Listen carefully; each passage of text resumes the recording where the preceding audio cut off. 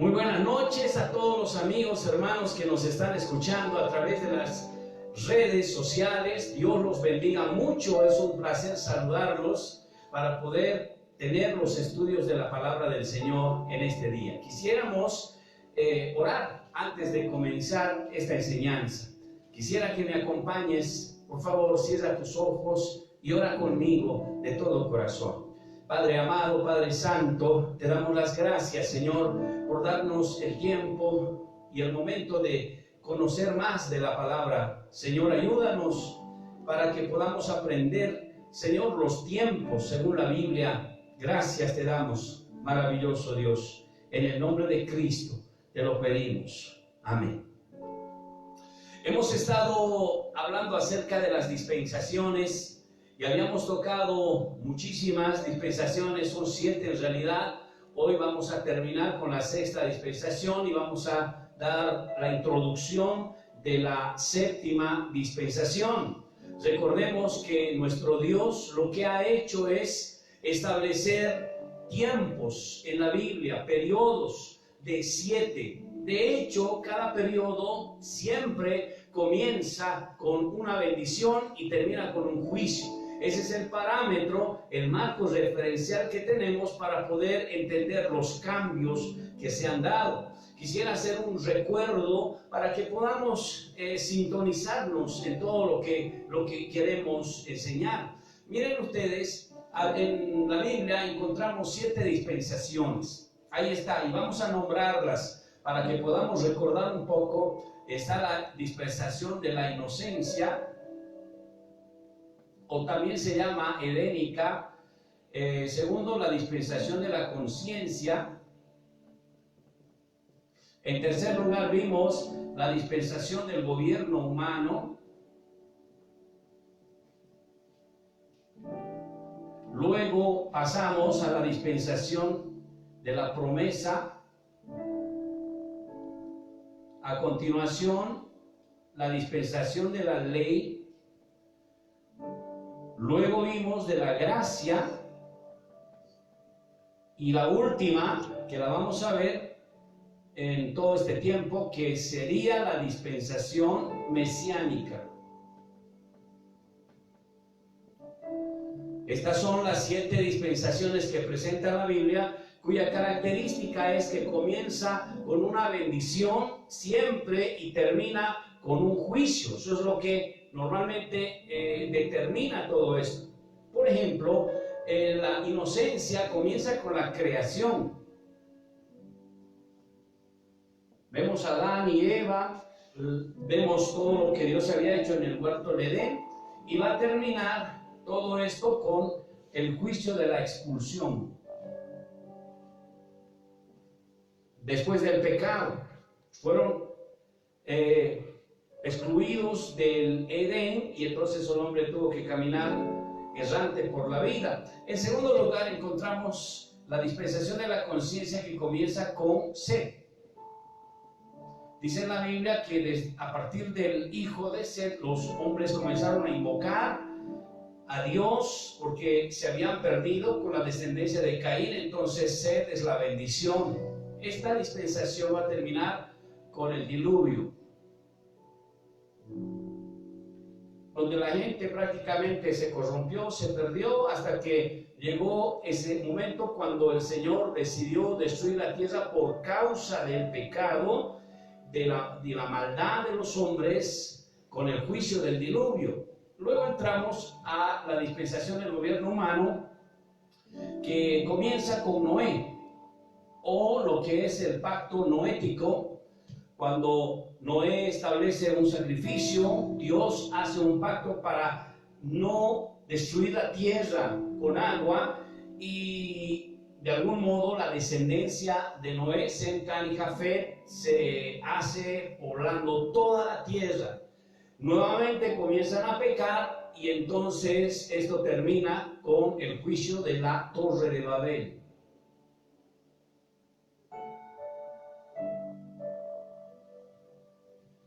Luego, hasta aquí el Señor termina el trato con la humanidad. Ahora va a tratar con un pueblo, el pueblo de Israel, pero comienza con un hombre llamado Abraham. Dios llama a Abraham de Ur de los Caldeos para hacer de él una nación grande y poderosa. Y ciertamente lo es, porque Abraham prácticamente comenzó su ministerio de fe. Él es el referente de la fe en el Nuevo Testamento. Abraham, Isaac, Jacob, en este tiempo están los patriarcas, luego va a tener sus hijos, 12, en la cual se van a formar las 12 tribus de Israel, y entonces esto va a terminar con el juicio de la esclavitud en Egipto. Ellos por 4 siglos estarán en Egipto siendo esclavos, todo el pueblo de Israel, y de repente comienza la dispensación quinta, la más larga, con Moisés. De hecho, es Moisés levantado como un libertador. Entonces Moisés saca al pueblo de Egipto, los lleva por el desierto. Vemos que ahí se construye el tabernáculo, vemos cómo Dios les da leyes, les provee de alimentación, y el pueblo tiene que incursionar hasta llegar a la tierra prometida, lo cual por supuesto falla. Y esta dispensación es muy larga y a veces lo hemos hecho por partes, pero ya me gustaría entrar en detalle desde la quinta, sexta dispensación para que podamos ubicarnos. Lo vamos a hacer enseguida. Esta dispensación va a terminar con la muerte del Señor Jesucristo. La muerte de Jesús. Después de la muerte del Señor Jesucristo, de repente desciende el Espíritu Santo en lo que es el Pentecostés, y esta dispensación comienza con el Espíritu Santo, el derramamiento del Espíritu Santo, y terminará con lo que es la segunda venida de Cristo.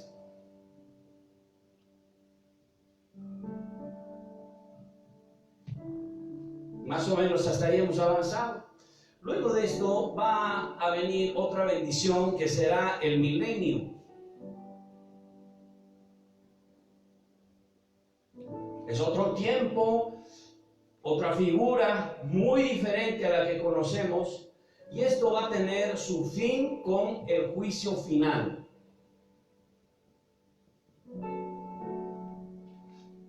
Y esto es prácticamente el panorama general que hemos estado viendo sobre las dispensaciones, cómo empiezan y cómo terminan. Como en la Biblia se presentan estos tiempos y vemos a Dios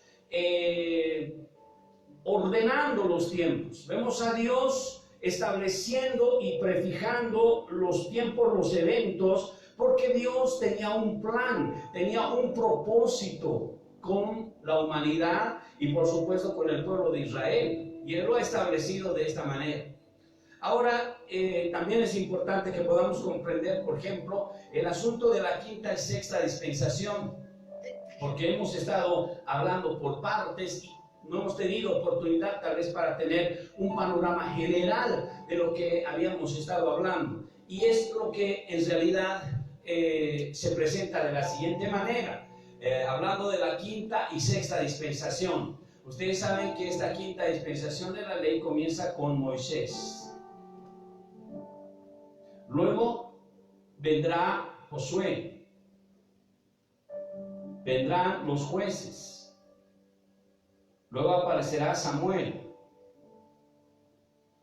Luego, de repente, comenzamos con la monarquía, Saúl, David y Salomón. De repente, el reino en Salomón se rompe en dos. Entonces encontramos acá a Israel y a Judá. Israel es el reino del norte con su rey Jeroboam. Judá es el reino del sur con su rey Roboam. A partir de esto aparece una serie de reyes. En el norte, todos malos, prácticamente. Son 19 reyes. por el pecado de esa nación, ellos terminan el año 722 por los asirios, cautivos. Y ahí acaba su historia el reino del norte. Luego vemos que el reino del sur, el año 586, prácticamente es llevado cautivo también por los babilonios.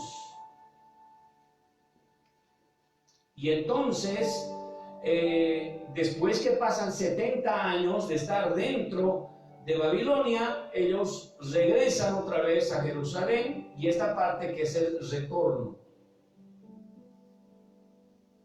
El retorno se da aproximadamente el año 445 antes de Cristo.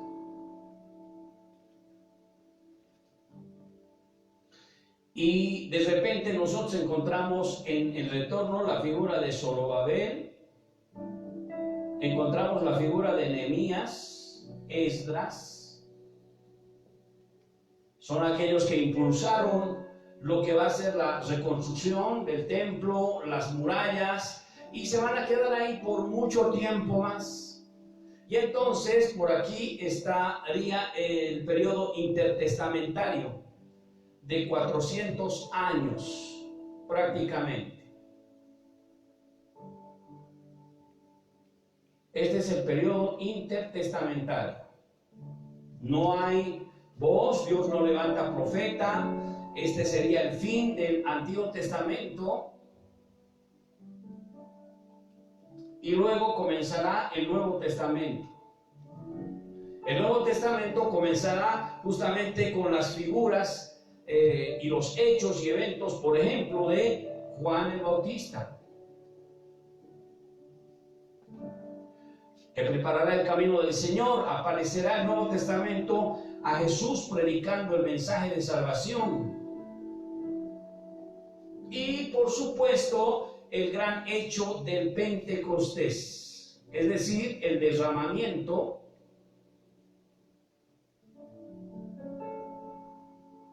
del Espíritu Santo.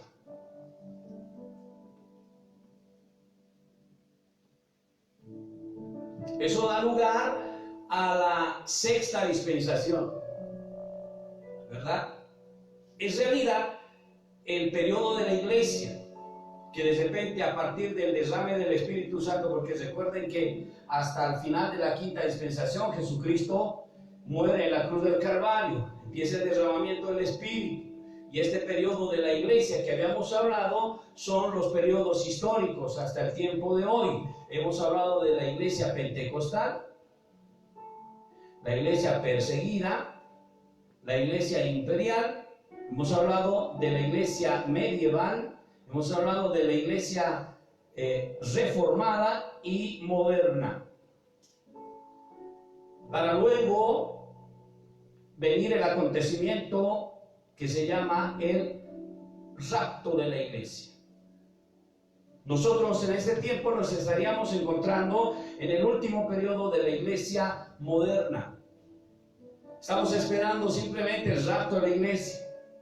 Es lo último, ya se cumplió todo, ya está dispuesto, listo.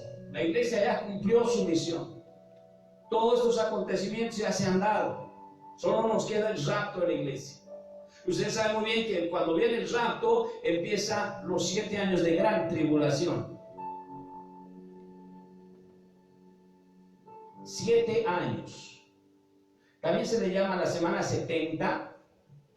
También se le llama el tiempo de angustia, el tiempo de ira, el día de la ira. Es un tiempo de 7 años, dividido en 2, 3 años y medio primero y 3 años y medio segundo. Entonces aquí aparece la figura del anticristo,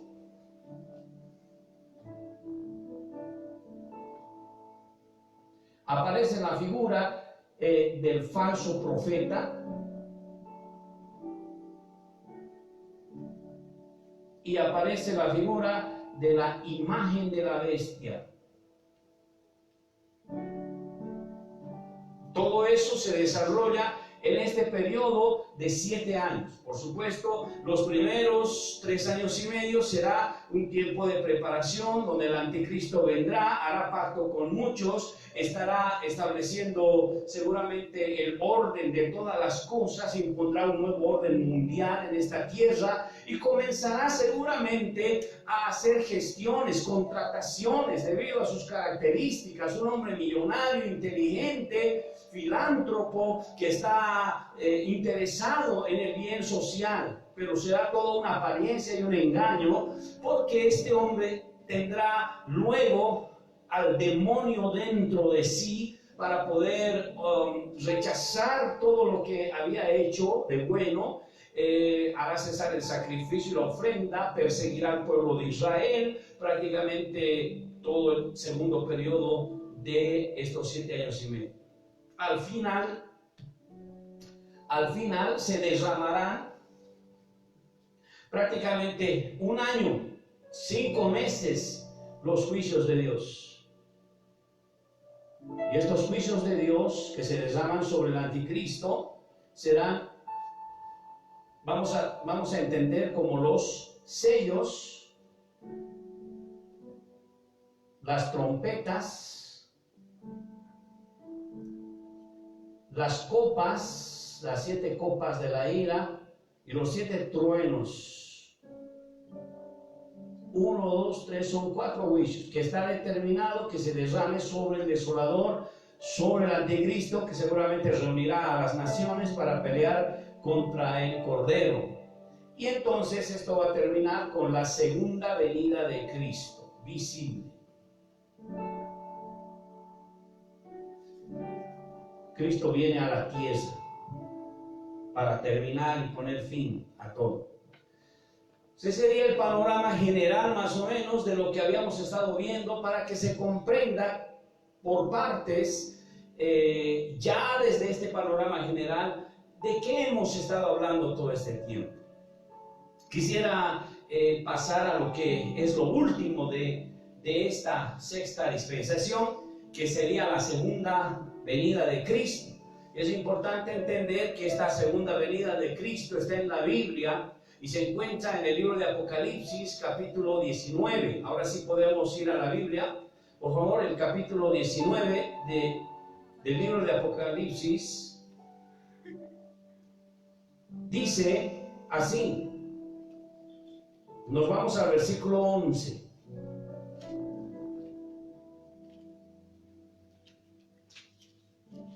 Y leemos, por favor. Vamos a ir leyendo por partes. Primero leemos el verso 11. Entonces vi el cielo abierto, dice. He aquí un caballo blanco, y el que lo montaba se llamaba Fiel y Verdadero, y con justicia juzga y pelea. En primer lugar, aquí está un jinete blanco, también en caballo blanco, y que el que lo monta tiene 3 nombres que están aquí específicamente. En el versículo 11 dice que se llama Fiel y Verdadero. En el versículo siguiente dice que se llama, en el versículo 13, estaba vestido de una ropa teñida de sangre y su nombre es el Verbo de Dios. Y en el verso 16 está su tercer nombre. Y en su vestidura tenía y en su muslo escrito este nombre: Rey de Reyes y Señor de Señores. No hay duda, es el anticristo. Habría dicho Cristo. O no es el anticristo más bien, porque el anticristo es el otro caballo blanco que viene en Apocalipsis capítulo 6, y no podemos confundir, porque también viene este jinete, viene con un arma, que es un arco, viene con una corona, y comienza a abrirse el primer sello y aparece. Y algunos han dicho, este es Cristo, y no es Cristo, es el anticristo. Ya lo hemos visto, cómo la corona le da autoridad, cómo la arma que tenía sin flechas nos mostraba de que vendrá con intenciones no de hacer guerra, pero de convencer a la humanidad para hacer pactos. Y el caballo blanco, porque será un hombre que aparentará verdad, amor, paz, pero será incierto.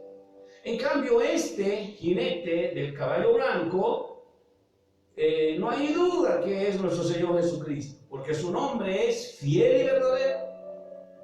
Y cuando dice fiel y verdadero, está hablando de las características de Él. Si ustedes leen en 2 Tesalonicenses, capítulo 2, versículo 13, dice la palabra: pero nosotros debemos dar siempre gracias a Dios respecto a vosotros, hermanos amados por el Señor, de que Dios os ha escogido desde el principio para salvación mediante la santificación. Miren ustedes, la santificación por el Espíritu de la fe en la verdad. Estos valores que son verdad, fe, que también se interpreta como fidelidad, son la esencia misma de Dios. Dios es fiel, Dios es verdadero, Él tiene poder, Él no puede mentir, Él no puede engañarnos. Si Él ha dicho que va a venir pronto, así será. Si Él ha dicho que va a establecer los tiempos que deben velar y orar, si Él ha dicho que los voy a llevar ese día y los tomaré, allá hay moradas en el cielo para cada uno de ustedes, es verdad. Por eso podemos llegar a decir a todas las palabras que nuestro Señor Jesucristo nos dio como promesa: es verdad, es verdad.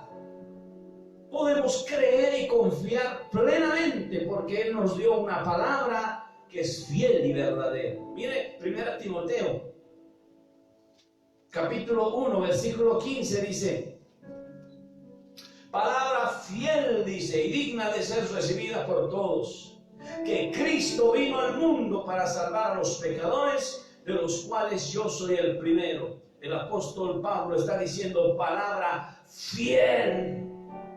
Miren ustedes, tendríamos que entender por el Espíritu Santo que la palabra que tenemos en la Biblia, la palabra que leemos sobre Jesucristo y sus promesas, son fieles porque se van a cumplir, son verdaderas porque Dios no miente. Con esa veracidad podemos agarrar la Biblia, abrirla, leerla, sabiendo que Dios va a respaldar esa palabra.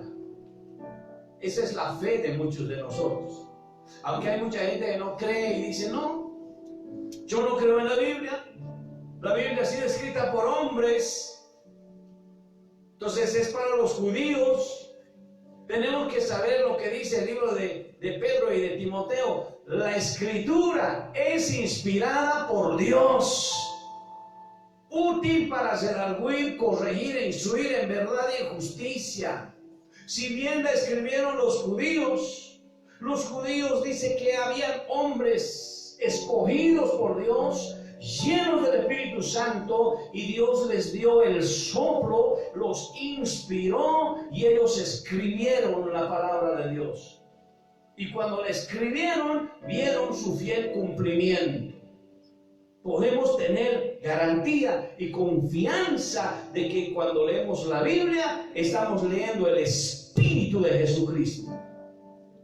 Por eso dice que el Espíritu de Jesucristo es la profecía.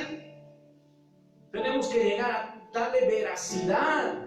No nos está engañando, no nos está mintiendo. La palabra de Dios dice aquí en el libro de Apocalipsis 3:14: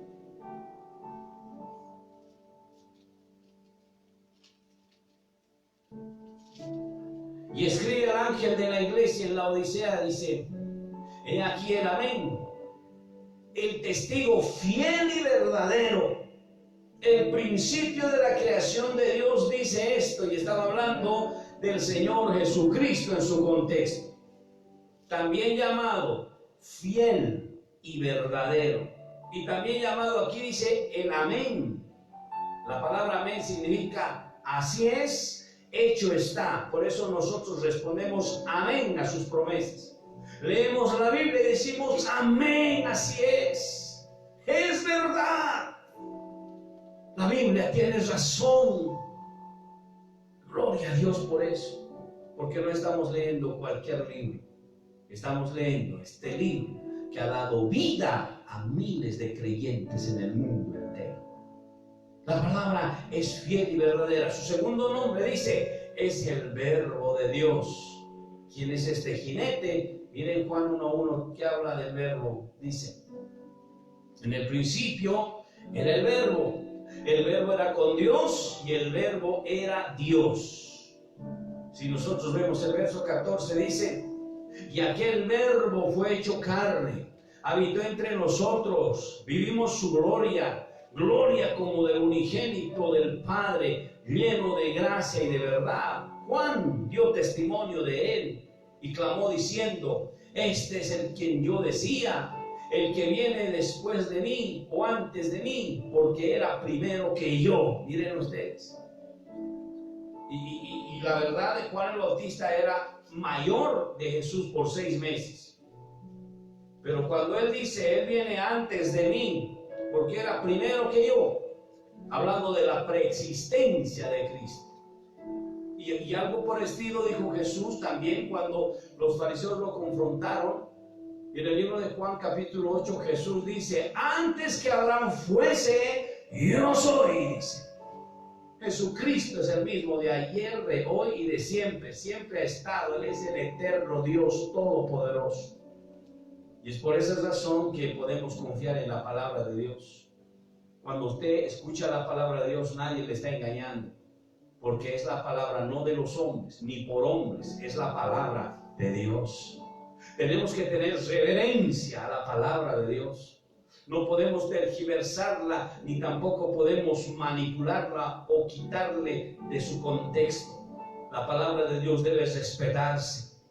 Usted debe tener una Biblia, y cuando abra su Biblia, usted debe pensar, Dios me está hablando por la Biblia. Creer, porque su palabra es fiel y verdadera, y el verbo o la palabra de Dios es Jesús. Ese verbo se hizo carne. Esa palabra se hizo carne, dice, y habitó entre nosotros. Mire, hablando de Jesús. Y por eso vivimos su gloria, dice, como del unigénito, Hijo de Dios, lleno de gracia y de verdad. Realmente, Jesucristo es el jinete que está en este caballo blanco. El último nombre dice, Rey de Reyes y Señor de Señores. Este nombre también aparece en Apocalipsis capítulo 17. El versículo 14 dice, pelearán contra el Cordero, hablando del anticristo y de la gran batalla, y el Cordero los vencerá, porque Él es Señor de señores, Rey de reyes, y los que están con Él son llamados, elegidos y fieles, porque Jesús va a venir con un pueblo en su segunda venida. Estos son los elegidos, estos son los fieles. Gloria a Dios por eso. Entonces el jinete sin duda es Jesucristo, el que está viniendo ya al final para luchar contra la bestia, el anticristo. En el libro de Apocalipsis 19, regresemos, sigamos adelante, veamos el versículo 14. Y los ejércitos celestiales, vestidos de lino finísimo, blanco, limpio, le seguían en caballos blancos. ¿Quiénes son estos elegidos que tienen también caballos, que tienen también vestiduras blancas? No pueden ser otra cosa que los que están en el contexto, en el versículo 8. Estos son, dice el verso 8. Y a ella se le ha concedido que se vista de lino fino, limpio, resplandeciente, porque el lino fino es las acciones justas de los santos. Ella, hablando de la iglesia, Entonces Cristo, ¿con quiénes vendrá en su segunda venida? Con sus fieles y elegidos, con los que tienen vestiduras blancas, con los que no las han manchado. Vendrá con todo su ejército, que sería la iglesia del Señor Jesucristo. Estos tienen estas características que vendrán con Él después de las bodas del Cordero, porque se celebrarán las bodas cuando sea el rapto allá arriba, y después vendremos a la tierra para la segunda venida de Cristo. Sigamos leyendo el versículo 15. Y de su boca, dice, sale una espada aguda para herir con ella las naciones, y él las regirá con vara de hierro. Y él pisa el lagar del vino, del furor, de la ira del Dios Todopoderoso. Este jinete blanco que es Jesucristo va a herir a las naciones. Es decir, está viniendo a pelear, está viniendo a luchar. ¿Y cómo va a luchar? Porque de su boca sale, dice, una espada de doble filo para hacer juicio, para hacer justicia y para poder regir con vara de hierro, dice la palabra. Y viene para dar, dice, del vino, del furor, de la ira del Todopoderoso. Por eso cuando Jesús venga en su segunda venida, está viniendo a luchar, a pelear. Yo le hablé de que el anticristo para esta batalla se va a armar, se va a reunir a los ejércitos del mundo para poder luchar contra Jesucristo. Entonces Jesucristo estará viniendo a luchar, va a haber un enfrentamiento, pero el Señor no va a luchar como cualquiera, simplemente va a hablar una palabra, porque Génesis dice, y el libro de Hebreos 11, que cuando Él dice algo, se hace. La espada de su boca se traduce como la palabra que va a expresar. Con lo cual va a derramar un juicio terrible sobre la humanidad, que en ese tiempo estarán a la cabeza del anticristo. Un gran ejército esperando la venida de Cristo. Ellos saben que Jesucristo va a venir. El diablo sabe su tiempo, conoce su tiempo. Por eso el propósito del diablo en este tiempo no es vencer, porque el diablo sabe realmente cuándo va a ser derrotado. Mateo capítulo 25 dice que el infierno ha sido creado para el diablo, para Satanás y sus demonios. No ha sido creado para los hombres.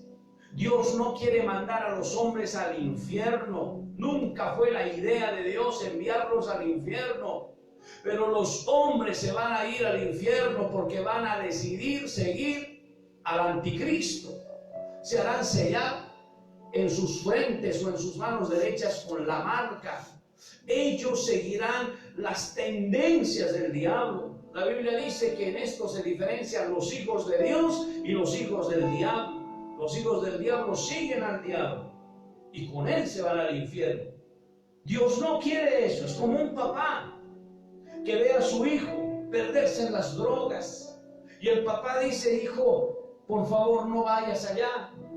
Yo tengo para ti un lugar en mi casa, tengo un cuarto para ti, tengo riquezas, tengo un auto, lo puedes usar, te voy a hacer estudiar, por favor, ven a la casa.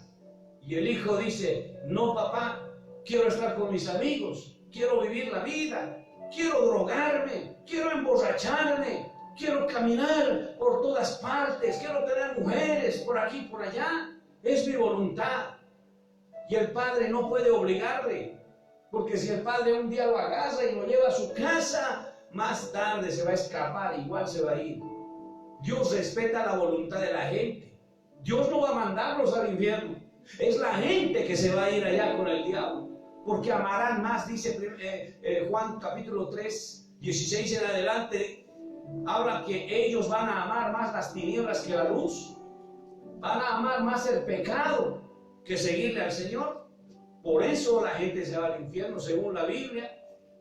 Y cada uno de nosotros, si queremos entrar al cielo, lo primero que tenemos que hacer es aceptar a Jesús como Señor y Salvador. Recibir su palabra, vivir conforme a su palabra, caminar esperando la venida de nuestro Señor, o el rapto de la iglesia en este caso, y esperar esperanza de Dios, porque un día estaremos a su lado. Así está trazada la Biblia. El hombre decide. Es por esa razón que, según la palabra de Dios, este jinete blanco va a ser con caballo blanco, va a hacer guerra contra el anticristo en ese momento. Ahora dice el versículo siguiente, el verso 17: y vi a un ángel que estaba en pie, dice, en el sol, y clamó a gran voz diciendo: a todas las aves que vuelan en medio del cielo. El ángel dijo: venid y congregaos a la gran cena de Dios, para que comáis carnes de reyes, de capitanes, carnes de fuertes, carnes de caballo y de sus jinetes, y carnes de todo libre, esclavo, pequeño y grande. Y vi a la bestia y a los reyes de la tierra y a sus ejércitos reunidos para guerrear contra el que montaba el caballo y contra su ejército. Miren ustedes, ¿verdad? Aquí el ángel está haciendo una convocación a los animales para que vengan, aves y bestias. Aquí va a haber una gran matanza, realmente una gran catástrofe. Jesús se enfrentará contra los ejércitos del anticristo, y como el Señor los matará con la espada de su boca, seguramente estarán las carnes botadas, la sangre en esa gran guerra, en esa gran batalla. Y por supuesto, esto es una figura para llamar a aquellos animales carroñeros, aquellos buitres que se encargan de comer carnes. Estos son como los que levantan las basuras de la tierra y se comen esas basuras, lo putrefacto, siempre están ahí para llevarse y comerse y limpiar el lugar. Entonces el ángel dice: venga, hay harta carne, harta comida, llévense. Y esto es una figura, ¿verdad?, para ver qué desastre va a ser en ese tiempo. Esta gran batalla se llama la batalla del Armagedón. Así dice el capítulo 16 de Apocalipsis, versículo 16. Así tiene ese nombre. Y los reunió, dice, en el lugar que en hebreo se llama Armagedón. Es decir, que el anticristo va a reunir a todos los reyes o principales autoridades, presidentes serán, de las naciones. Estos estarán en el valle de Megiddo, o en el lugar que ha sido determinado, esperando al Cordero de Dios que vendrá en caballo blanco y aparecerá del cielo. Ellos estarán desafiantes, posiblemente estarán con sus armas bélicas, sus tanques, sus armas nucleares, pero el Cordero los va a vencer con el aliento de su boca. Dice el capítulo 14, versículo 16 de Apocalipsis: y el que estaba sentado, dice, sobre una nube, metió su hoz en la tierra, y la tierra fue cegada. Y esa es la forma que lo presenta, cómo se va a deshacer estos ejércitos, como si estuviera pasando la hoz en la tierra, como si se estuviera cegando, digamos, la cebada, por decir. Como lo presenta también la Biblia, proféticamente hablando, en el libro de Isaías, en el capítulo 63, versículo 3, dice así: he pisado yo, dice, solo el lagar, y de los pueblos nadie había comido. Los pisé con mi ira, y los hollé con mi furor, y su sangre salpicó mis vestidos, y manché todas mis ropas. Entonces, una palabra profética para el Armagedón. Apocalipsis capítulo 14, versículo 20, sigue diciendo: y fue pisado el lagar fuera de la ciudad, y del lagar salió sangre hasta los frenos de los caballos por 1600 estadios. Es lo que mide el valle de Megiddo. Mire cómo la sangre va a llegar hasta los frenillos de los caballos, porque será como una hoz que pasa la espada de Dios. Caerán muertos, las aves de los cielos vendrán a comerse esas carnes, y el Señor aparecerá triunfante, queridos hermanos. ¿Y qué va a pasar con de repente la bestia y todos los cabecillas que están ahí? Miren ustedes, la palabra del Señor dice, vamos a leer el libro de Daniel 9:27 para entender lo que habíamos estado viendo. Daniel capítulo 9, versículo 27 dice: y por otra semana confirmará el pacto con muchos, es el anticristo. A la mitad de la semana hará cesar el sacrificio y la ofrenda. Después, con la muchedumbre de las abominaciones, vendrá el desolador. Y esta es la parte que habla del Armagedón. Hasta que venga la consumación y lo que está determinado se derrame sobre el desolador. Y es que Dios va a juzgar al anticristo, al desolador, al hombre de pecado, al hijo de perdición, al inicuo, a la bestia, al hombre altivo de rostro, aquel que tiene todos estos nombres que habla directamente del anticristo.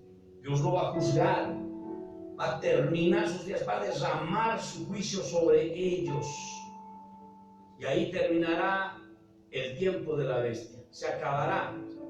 Ahí terminará el falso profeta. La Biblia dice en Apocalipsis, volvamos por favor.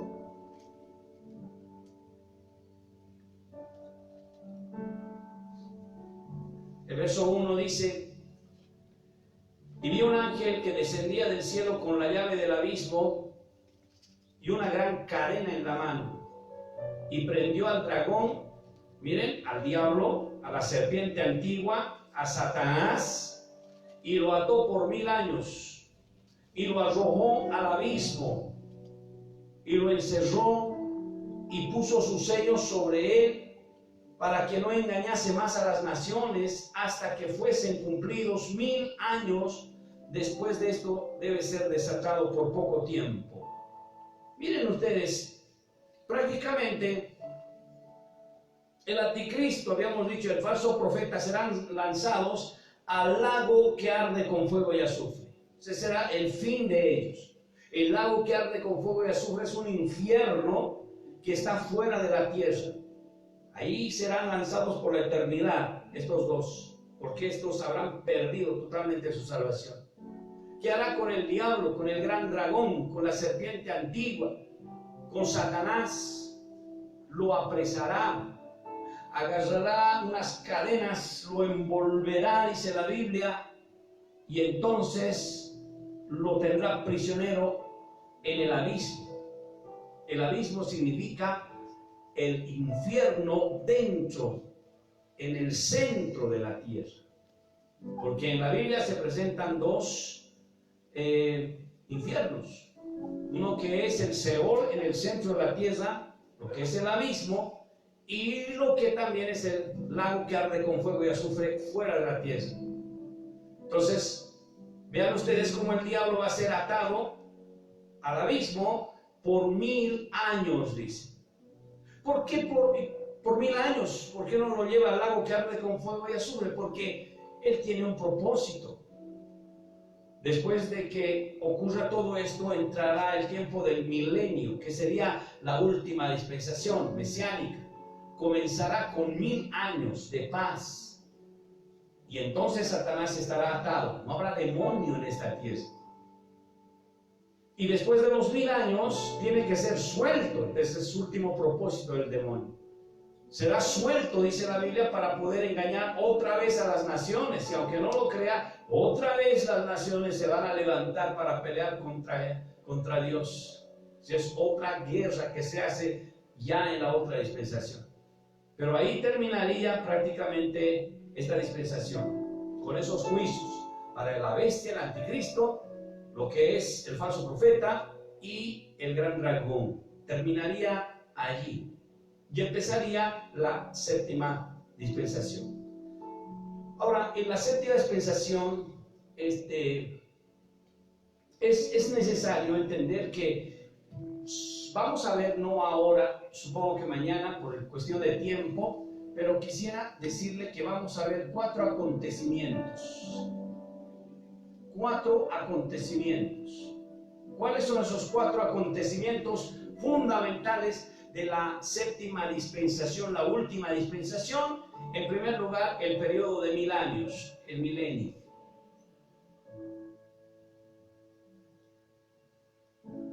Después vamos a observar la destrucción de Satanás.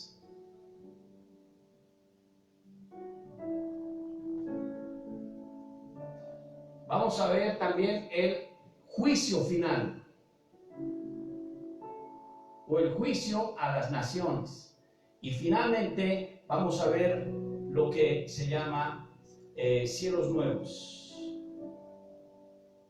y tierra nueva. Ahí termina la Biblia, los tiempos. Ahí se acaba. Y eso es todo, no hay más revelación después. Yo no sé lo que va a pasar después, pero ahí termina la Biblia todo su propósito. Entonces, miren que ya estamos terminando. Yo creo que vamos a quedar ahí y vamos a continuar mañana con todo en sí, en pleno, en esta dispensación final. Quisiera que podamos cerrar la Biblia y donde están y podamos orar un momento y dar gracias a Dios por este tiempo que Él nos ha permitido compartir la palabra de Dios. Oremos un momento.